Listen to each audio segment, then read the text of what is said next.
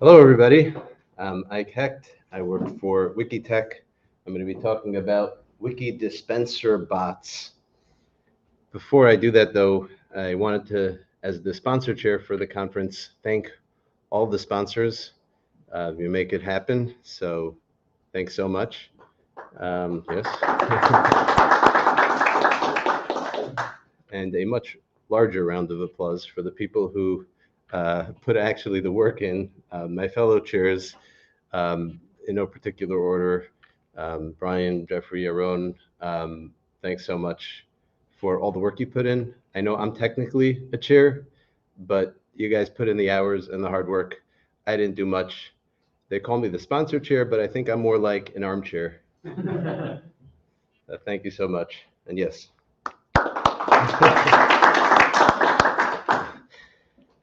All right, so Wiki dispenser bots. Let me hide this. Okay. Wouldn't it be great if you had a bot that was like, give me a minute and I will create a wiki? Why would you have a robot make your wiki? First of all, with a robot, you can spin up a wiki really fast. Much better, you can spin up a lot of wikis really fast. I'm glad you mentioned that, because the main reason you might. Not that I'm going to do this.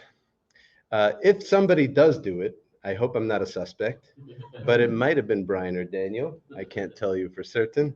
But yes, I'm looking forward to seeing what happens very shortly to the pingback graphs. At Wikitech, actually, we've come a long way. One does simply create a wiki by asking a robot to create one. Here you have one of our developers, Alexei, and I should mention, I get very little credit for any of this. I'm just talking about it, but Alexei really built this bot. And I kind of knew that he was working on something related to this as a background project. I didn't know exactly where it was. And one day I was looking at our Slack and I saw Alexei write at dispenser bot, create a wiki, please. And that's my reaction. Like, what is going on here? And then, even better, dispenser bot wrote back, hey, Alexei, you have reached your free wikis limit. Please subscribe. Just kidding. Give me a minute. And then you see Kirill sitting that and writing, bot has jokes too. And then you see only 2 minutes later, I said they work fast. Only 2 minutes later, hey, here's your wiki, have fun. Please note that the wiki will be deleted after 1 hour. We do that actually manually. We manually delete the wikis after an hour because we have to free up resources. It's hard running 40,000 wikis on the same server.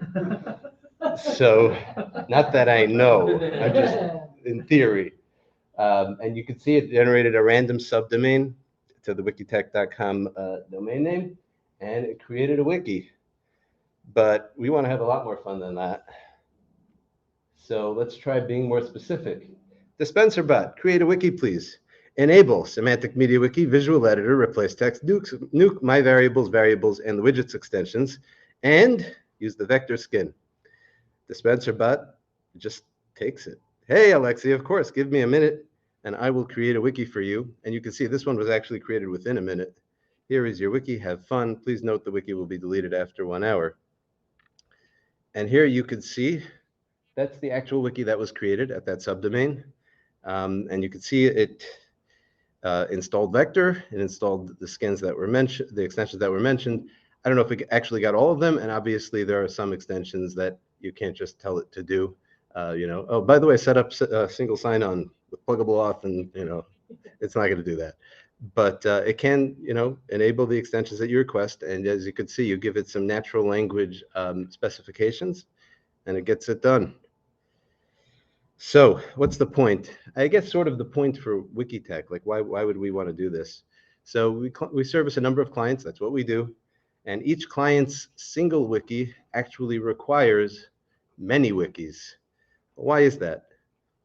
So this comes directly from our documentation. We actually, believe it or not, we use MediaWiki for our internal documentation.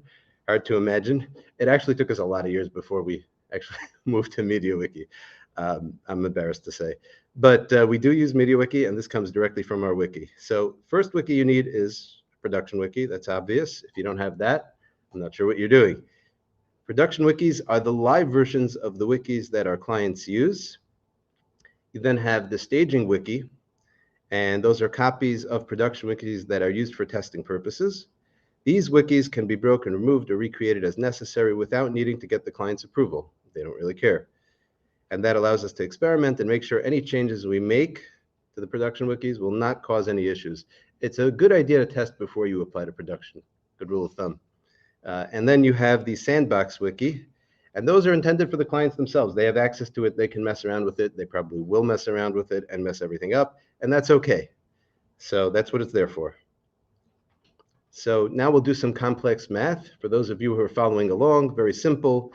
You have one production wiki plus one staging wiki plus one sandbox wiki. And if you total that up, you get infinity. Why do you get infinity? Well, that's why. There needs to be one staging wiki for each feature that's currently in development. You don't want people to be developing two different features on one wiki because they're going to constantly be competing each other and making each other very sad and making the code very bad. So now calculate that if you have a client with a wiki farm and try to figure out what happens when you have many clients. You have infinity times how many clients you have. As you can see, we have to create lots and lots of wikis. It would be cool if you had a robot that did it. So that's why we created this robot. And I can't tell you it's doing it right now, but it's pretty close. All right, some technical notes. If you don't like technical stuff, you can feel free to tune out, but I'm sure you all do. Pre-built MediaWiki Docker image. It does rely on Docker. We have MediaWiki, which we packed into a Docker image, and that also is orchestrated by Docker Compose. We use Docker Compose for other things also. It adds the database and the caching and other services for the wiki. That MediaWiki to Docker actually is a little more complicated. As you've heard a lot about, the MediaWiki was packaged into Canasta. Wikitech was a big part of that effort. And then Wikitech took Canasta and forked it into Canasta plus Wikitech equals Takasta. And it has an awesome logo, which I'll address immediately because I'm sure you're all interested in it. It's a fork of Canasta, not like an angry fork, and not because we abandoned the Canasta, actually just the opposite. We want to build on Canasta, and that's sort of what it was intended to do, to be general purpose. So we forked it, and Takasta kind of sounds like tequila. So that's why there's a tequila bottle in the middle with a sombrero and a tequila worm at the end with a fork in its mouth. If you don't get it, I can't explain it better than that, but I think it's awesome. And Takasta actually is public, so if you'd like to see it, you can. It's basically Canasta, but customized for, let's say you had a company that serviced MediaWiki professionally, like you'd want certain features that probably aren't general use. So that's what we put into Takasta. If you're one of our competitors, feel free to take a look. This might look a little bit complicated. It's not as complicated as it looks, I hope. This is how the wikis actually get built and served to the end users, which is usually us, but also other end users. Mostly right now, what we're talking about is spinning up zillions of staging wikis. That's for testing purposes. That's what we see. But we'll see that we're going to use it for other things too. So the magic sort of follows the arrow. A user message goes from Slack, and that goes to a Python script. The script then tells the Docker Swarm cluster to deploy one of those pre-configured MediaWiki instances, known as Takasta. And once it's deployed, then the instance is served by also an awesome logo, traffic. And traffic routes to the incoming traffic from the visitors. So the dispenser bot has the following main parts. It's the Slack webhook, it's the Python script that's running on that VPS, and the Docker service swarm mode that deploys the predefined Docker Compose files as services. So the life cycle works like this. The user writes something on the Slack channel. The robot responds with something clever like, give me a minute and I'll get it done for you. The Slack sends the message to the script. The script then parses that user message, which we saw was in natural language, and it extracts certain tokens, the extensions, the skins, the code phrases, things like that. It sends the command to the Docker service to deploy a specific compose file. That is actually predefined, and it's the regular Docker compose file that we use to deploy any Takasta wiki. That's actually in use, that we use Takasta all the time. We also use Canesta, by the way, all the time, directly. The Docker service then deploys a wiki. The traffic service is very cool. It detects that a new wiki was deployed, and then it starts to serve it using a subdomain. And it also runs a wildcard root domain certificate, so it has no need to issue a certificate for each new subdomain, which would be a pain. And then we have a separate cron script that runs on the domain. It finds all the stacks that are running, and if it's been running for more than an hour, it just destroys it. Of course, that's a temporary feature that will disable once we really start, needing long-term sandbox wikis. All right, I'll go through some of these steps in depth, but it's going to be much less technical than that was. You have the server magic API, that's the Python, reads the Slack message, understands the request, and it issues a deploy command to Docker. Then you have the Docker Swarm cluster, next step, that actually deploys the containers. It can scale it across the hardware, and it uses that Takasta image that we mentioned. We have, for the Server Magic API, we have a predefined list of extensions. You can't just pick any extension that exists on the internet. We have a predefined list, and if it matches that predefined list of extensions and skins, that it will deploy it for you. It'll send the command to Docker. The fact that Docker is running in swarm mode actually allows it to scale easily across many servers. We do plan on growing exponentially, so good to have that in place when that happens. And next we'll talk about the actual image. The image, like we said, Takasta, but it's really nothing fancy at its core. It's got something called MediaWiki, Apache plus PHP, nothing fancy, and MySQL, really a fairly standard stack for MediaWiki. The database does run as a separate service. And now that the stack is deployed, it's time for traffic to do its thing. So once it's deployed, like we said, traffic will discover it automatically.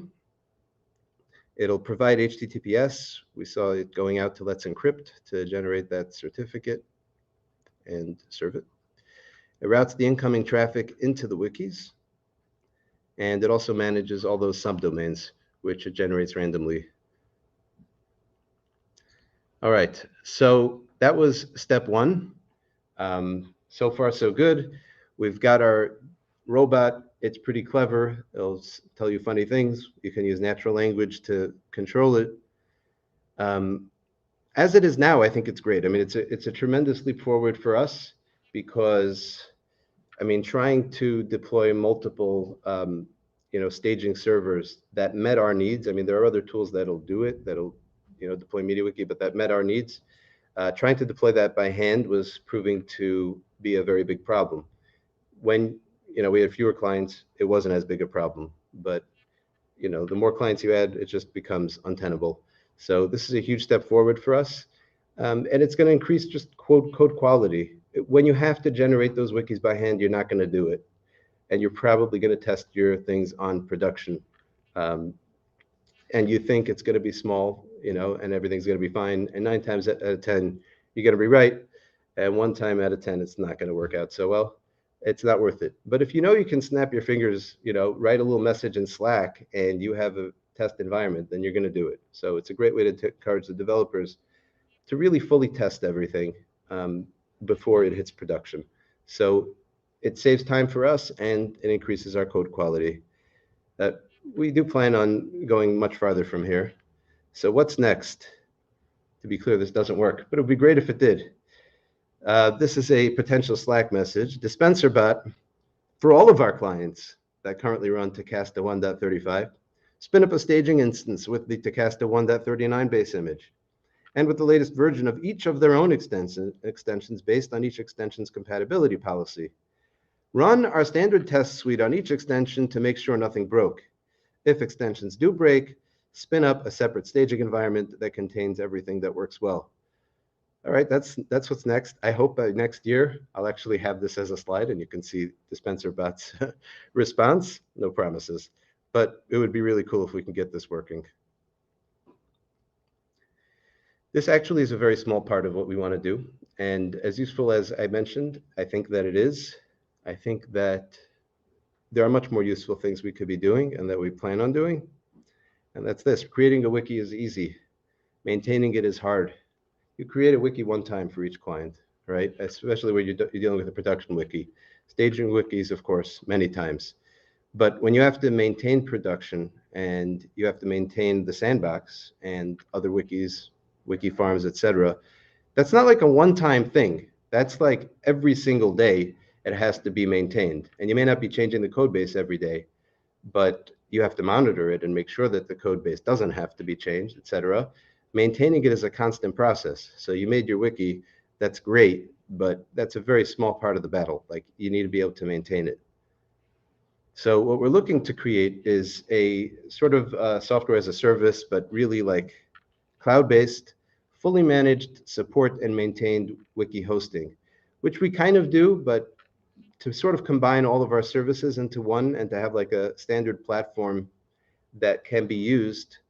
And really the focus is on the maintenance, on the code updates that come easily and things like that, on the ability even for our clients to be able to snap their fingers and spin up staging instances if they want, if they have their own IT staff, or if they think they're their own IT staff, they want to spin up a staging wiki, why not? I mean, they can just snap their fingers and do it, and then it doesn't harm anything until they create 40,000. But that's their problem if they do it. So that's what we're planning, this sort of cloud-based, fully maintained wiki hosting. And I want to emphasize, not wiki hosting. We're not looking for wiki hosting. It's not our thing. We're focused on enterprise clients. A lot of the wiki hosting is focused on hobbyists, and I think it's great, and maybe we'll do it someday, but it's not close to our core business right now. So we're really looking for something that makes what we're doing now much easier and much better, which is maintenance. I think that's really our specialty. And just making sure that things work well, and that when we have to make changes, when we do development, that it's done in a professional way that's not going to break anything. What we're aiming for sounds like a contradiction: a very boring standard environment with lots of exciting customizations. Those two things sound like they can't go together, but actually they need to go together. If you don't have a very boring standard environment, then you're constantly putting out fires for everything that broke, and then you can't have exciting customizations. So they do build on each other. Slow rollout. I'm taking my time. I'm in no rush, but maybe we'll have an update next year. Who knows? We decided we're going to name this product TechWiki. It only made sense since the company is named WikiTech. It just made sense to call the product TechWiki. Just kidding. That would be an awful idea. And that's all I'll say about that. Some links for you guys. A lot of this is private, as you would imagine. That doesn't mean it's always going to be private. We do very much believe in open source. We kind of work a little bit like the federal government, like everything is classified unless you have a reason for it not to be classified. So we start everything off pretty much in a private repo. But that doesn't mean it's not going to be public. Usually it does end up being public, and certainly if any of this interests you, talk to me. And even if it does stay private, who knows, maybe you'll be able to have a wiki, at least on our cloud-based farm, and we'll see what ends up with that. The Takasta Wiki Docker image is public. The Python strings fuzzy matcher, we didn't actually write that code that was doing that tokenization and whatever. That is publicly available. The Slack Python SDK that creates that hook and some of the processing, that's all available. And I'm ready for questions. I checked the pingback graphs, and there are no new spikes, but they haven't updated since April 9th, so keep looking. It's not me. Whatever it is, it's those guys. Yes. Yeah, I found that slide with the long natural language command very interesting. I mean, if I were implementing that sort of thing, I would just think, well, it should be a command line call with different flags or so forth. Or if you are calling in a bot, then something equivalent to that, where you have some aliases and flags for those and that sort of thing. Um, it seems like, well, it's more, maybe more foolproof to do it that way, because especially with something where it could be hard or impossible to roll it back if you type the wrong thing or if it Right. misinterprets it. And then of course just typing that long wall of text, if that's a standard kind of command, Right. I mean potentially there's millions, but that seems like Mhm. like a standard kind of thing. It would be easier to just do with some kind of less Right. natural approach. Well, yeah, what do you think about that? Should I repeat the question or? I think it's coming out. You're okay. Okay. Yeah, so just very briefly, that really long command that I dreamed up seems like something that shouldn't be natural language. You're probably right, but it would be cool if it worked. Chances are when we create that system, it'll be run by us. It'll be with commands and everything like that. But definitely fun to experiment with. And if we can get it working, why not? Again, this is not stuff that's like changing production. It's just spinning up a ton of wikis that you can look at. And if you look at it and it doesn't look good, you can, do everything does with ChatGPT. You just change your prompt and hope for the best. Well, please tell me you'll put in "Are you sure?" prompt after that. No, I can't tell you that. Any other questions? I'm not looking at Hopin, so. I'm checking it out, and we're like on a 30-second delay right now. So. Oh, they're after us now. Huh. So there is a question here from Greg.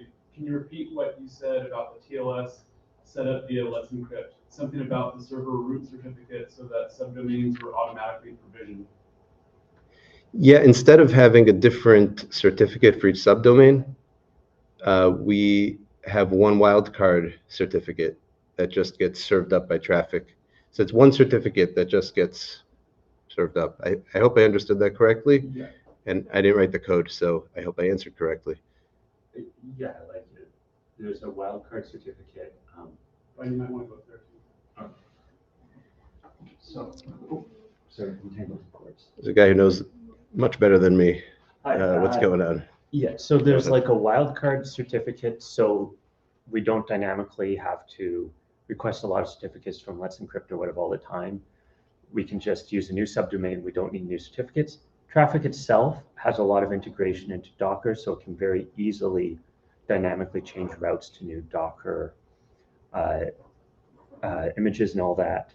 And it hooks into it in a very friendly way.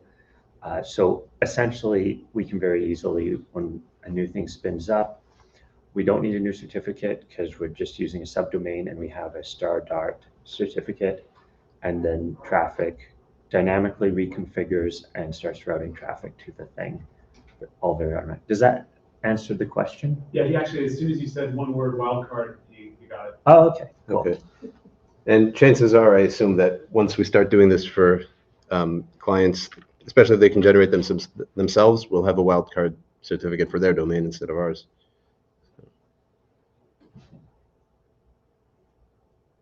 Any questions in the room?